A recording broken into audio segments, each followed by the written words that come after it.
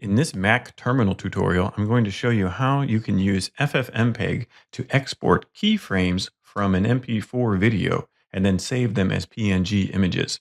Keyframes are the main frames of a video that then are interpolated to fill in all the other frames for compression. So generally, keyframes have the most image data and can be the clearest picture. We're going to use these keyframes and exported images for a number of various purposes. In order to do this, you need to install FFmpeg. I have instructions how to do that. And then once you have FFmpeg installed, here I have a couple FFmpeg snippets, things that you can do. For example, this one right here shows how to export only keyframes. So I'm going to go ahead and select that and copy it. Then you need to open up a terminal window. Here, this is a terminal window. And then I need to navigate to where the folder is. So you can type this in manually. I can go CD desktop.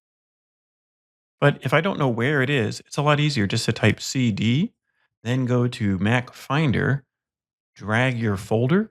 So I'm just dragging this folder to a terminal window. And then it adds in the correct path. I press enter. And then here you can see that I'm in the keyframe folder. If I press LS, I can see the files that are in the keyframes. Here it shows that we have toy bread with scale MP4.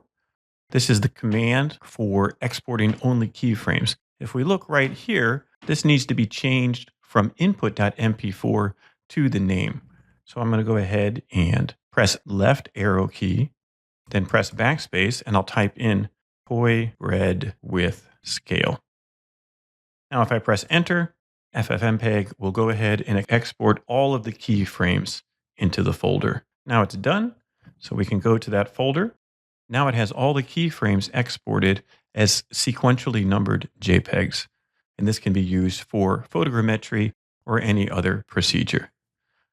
So once again, in order to use FFmpeg to export only keyframes as PNG images, you can use this command right here, then just replace input.mp4 with the name of your video file.